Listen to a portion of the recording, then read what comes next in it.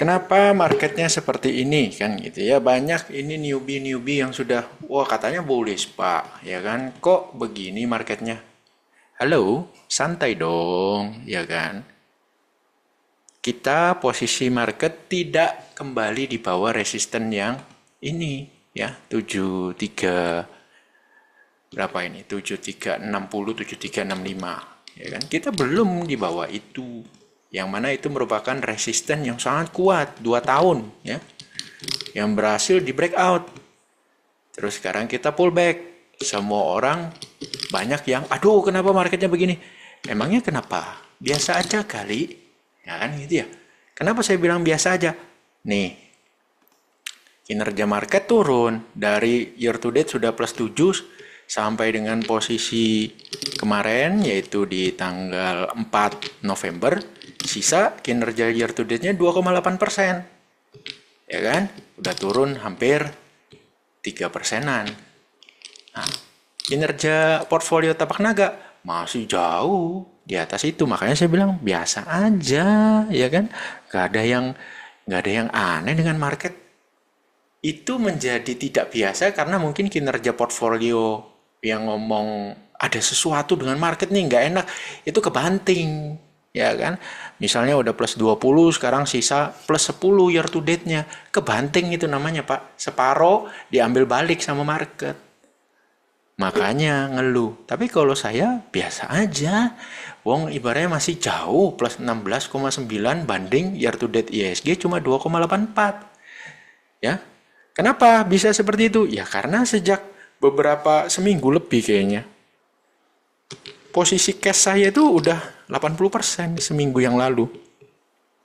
Terus seiring waktu sekarang malah 90% lebih posisi cashnya. Jadi makanya nggak ikut ke banting. Loh kok bisa begitu? Ya karena secara sistem memang tidak ada incaran.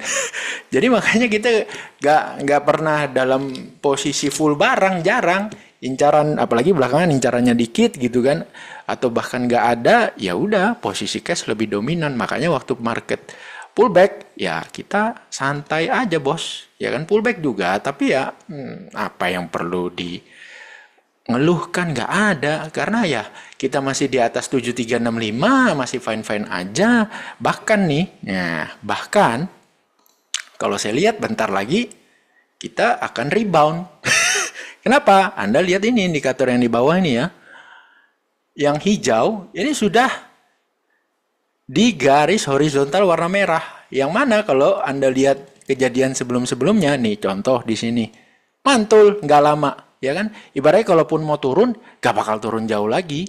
Itu udah deket-deket mau rebound. Jadi bukan berarti ini besok akan segera rebound ya. Enggak. Tapi ya udah deket, mau turun lagi juga tinggal dikit doang gitu. Rebound. Tes, kenceng. Terus mundur lagi. Nah ini. Tuh. Di bawah tuh. Dari sini terus masih 1-2 hari turun. Habis itu pung. Rebound. Ya. Terus. Di sini juga nih. Nah ini, besok masih turun sekali, lusanya ekornya doang, habis itu close hijau, setelah itu puk, rebound. Ya kan, di sini juga, ya kan.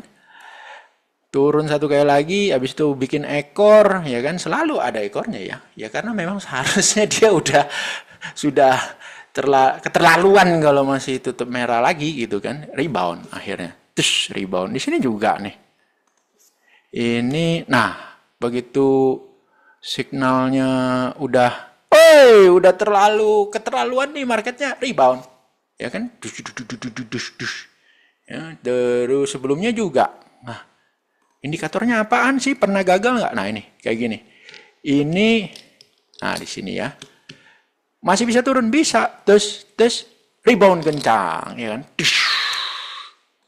Jadi pernah gagal nggak indikatornya? Pernah, kalau terjadi crash, big crash ya, big crash kayak COVID begini. Nah, ini dia bakal belepotan di sini ya kan. Tapi kalau nggak ada crash biasanya nurut ya kan, 95% dia bakal nurut. Tapi kalau ada crash, major crash, big crash, nggak bakal nurut dia. Gitu. Nah, ini ya paling sehari 2 hari lagi rebound ini ya kan. Jadi ya santai wae, nggak ada yang perlu di apa namanya dikhawatirkan. Nah, penurunan market ini kenapa sih? Apakah gara-gara belakangan ini astaga beritanya kan ngawur-ngawur semua ya. Ibaratnya belum juga sebulan presiden baru menjabat ya kan. Belum ada sebulan dari tanggal 20 kan kalau nggak salah. Nah, ini baru tanggal berapa? Sekarang hari ini tanggal 5, istirahat sesi 1. Ya kan belum ada sebulan, tapi ya itu berita berita kasus ini gila luar biasa ya. 1 triliun di rumah ex pejabat Mahkamah Agung ya kan, luar biasa gitu kan. Terus Tom Lembong untuk kasus 9 tahun yang lalu, kasus impor gula ya kan, di mana sampai hari ini juga tidak ditemukan aliran dana ke Tom Lembong gitu kan, tapi sudah diciduk nih. Dia bingung juga ya. Dia nggak terima duit ya kan. Terus lingkarannya juga diperiksa, mana ada yang terima duit ya kan. Tapi diciduk gitu kan untuk kasus 9 tahun yang lalu. Agak aneh sih sebenarnya. Ya terlepas dia benar atau enggak. Cuman kan harusnya kalau kasus korupsi gitu kan, dia terima uang dong harusnya. Tapi nggak terima uang, berarti apa yang disalahkan? Kebijakannya. Oh, kalau begitu, kebijakannya nih yang disalahkan. Ya kalau begitu hampir semua menteri bisa dikenain, Pak. Kalau kebijakan itu bisa dipersalahkan, ya hampir semua menteri kena. Kan gitu. Harusnya. Terus ada lagi nih yang ini luar biasa ya. Ibaratnya karyawan dari Komdigi ya, Kementerian Digital ya. Kalau dulu kan Kemenkominfo tuh. Masa bisa miara 1.000 lebih ya akun-akun website Judai ya kan, gila bener dah. Satu akun Judai itu dibayar 8,5 juta per bulan ya kan, luar biasa tuh, 8,5 juta tuh per bulan. Berarti kalau 1.000 8,5 miliar sebulan ya, luar biasa itu. Nggak tahu ini sudah berlangsung berapa lama itu. Kalau setahun ya Anda hitung sendiri. Wih, putaran duitnya luar biasa. Apakah karena berita-berita begini kok belum ada 1 bulan udah kesana kemari beritanya nggak karu-karuan? Kalau menurut saya sih nggak karu-karuan ya. Kebuka semua ya. Jadi ada 2 kasus besar yang kebuka. Yang pertama itu kalau menurut saya ini Tom Lembong bukan kasus besar Pak. Ini kalau menurut saya lucu, dagelan.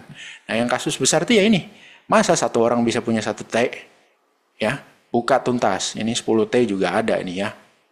Bukan cuma dia nih pasti. Buka tuntas, pasti ada yang lain. Terus ini, 8,5 miliar per bulan. Ya kan, per bulan. Ini, masa cuma ini doang dapatnya? Nggak mungkin, pasti ada yang lain. Ibaratnya kamu bisa melindungi 1.000 akun Judai, ya kan? Masa pakai 11 orang doang? Gila aja, berarti 1 orang ngawasin 100 website. Waduh, belelehan juga bos. Ya kan, gak mungkin kalau cuma segini ya kan. Terus gak mungkin juga kalau atas-atasnya gak kena, ini harusnya dibongkar abis ya kan. Jadi semakin banyak berita-berita seperti ini malah makin lucu. Justru yang kita harapkan sebagai orang ekonomi, itu mana kebijakan subsidi mau dipertahankan apa enggak atau dirubah menjadi BLT. Ini mesti jelas gitu loh ya. Mesti jelas. Kalau perumahan kok yang kita dengar malah si A nyumbang, si B nyumbang tanah, si ini nyumbang tanah. Lah kok nyumbang bos? Kan kebangetan tuh ya nyumbang. Artinya orang gak punya duit lah negara. Kok sampai swasta nyumbang, menterinya ya ikut nyumbang gitu kan. Lah, duit negara yang di 3 juta rumah loh, nggak main-main. Ya kan? Keaguan nyumbang 60 miliar. Itu mah untuk 3 juta rumah mah debu. Ya kan? Nggak cukup itu 60 M. Masa swasta sing nyumbang? Duit negara di. Nah, itu swasembada pangan. Lah petani-petani yang ada ini gimana? Subsidi pupuknya itu bakal tetap subsidi barang atau ke petaninya? Mesti jelas, ini yang penting. Malah yang muncul adalah berita-berita kayak ini tadi. Astaga, ya ampun, ya kan. Boroknya ini kebuka semua gitu loh. Pelan-pelan kebuka. Nanti bakal ada berita-berita seperti ini lagi. Kenapa ya? Karena pergantian pemimpin. Itu biasa. Yang lama-lama sikat dulu, mumpung di awal masih. Jangan dibiarin. Itu gitu ya. Apakah market terpengaruh karena berita ini? Ya bisa jadi, ya kan. Cuma ya kalau saya lihat, ya harusnya bentar lagi rebound, ya kan. Sebentar lagi rebound, dan jangan mengharapkan rebound yang kenceng ya. Kenapa? Karena kita sudah membentuk lower low dari swing low. Jadi ini swing low namanya, ya. Swing low pertama. Nah, barusan ini kita pullback, bikin low yang lebih rendah daripada low sebelumnya. Jadi ini lower low daripada swing low. Ini biasanya, ya, kalau kayak gini, ya rebound sih, cuman kagak kenceng, ya. Ibaratnya ya naik, eplek, nanti deket-deket resist, pullback lagi, gitu kan. Nggak apa-apa, ini justru bagus, ya seperti itu. Pullback tapi jangan dalam, habis itu rebound lagi, nggak usah di breakout dulu, ya kan, pullback lagi kecil gitu kan, lama-lama itu jadi cup and handle yang berkali-kali cup and handle-nya. Itu justru bagus kalau seperti itu, mantap itu kalau breakout bisa kencang, ya kan. Ya sama prinsipnya seperti yang ini, sideway-nya lama, semakin lama ya kan bagus, begitu breakout ya seperti ini, naik terus, bahkan naiknya itu sampai membosankan, ya kan. Chart itu semua naik ke atas, bingung mana yang mau dibeli, semuanya pada terbang kenceng-kenceng tanpa konsolidasi yang bagus, pokoknya breakout terbang, ya kan. Nah sekarang nih justru pullback bagus, bikin konsolidasi, bikin pondasi untuk bisa naik lebih tinggi, gitu bos. Yang jadi pertanyaan adalah ketika pullback ini terjadi, portfolio Anda gimana? Harusnya bisa defensif. Harusnya tidak muncul mengeluh. Kalau Anda mengeluh, itu artinya ibaratnya sepak bola, pertahanan Anda ini bolong, Pak. Di counter attack kebobolan. Kalau saya sih pakai prinsip catenaccio aja. Mau menang 1-0, 2-0 nggak apa-apa, yang penting menang. Ya kan, yang penting pertahanan saya kuat. Daripada saya menangnya itu skornya 6-5, 7-6, 5-4, ya kan. Menang sih, cuma ya kebobolan, stres Pak. Itu. Kalau gini kan santai, ya kan. Nggak perlulah ibaratnya performance itu sudah 40%, tapi drawdown-nya 25%, ya. Muntah darah juga, stres juga Pak. Drawdown 25%, stres Pak. Tuh. Ya, jadi santai aja. Kita bentar lagi rebound kok, ya kan? Sebentar lagi rebound.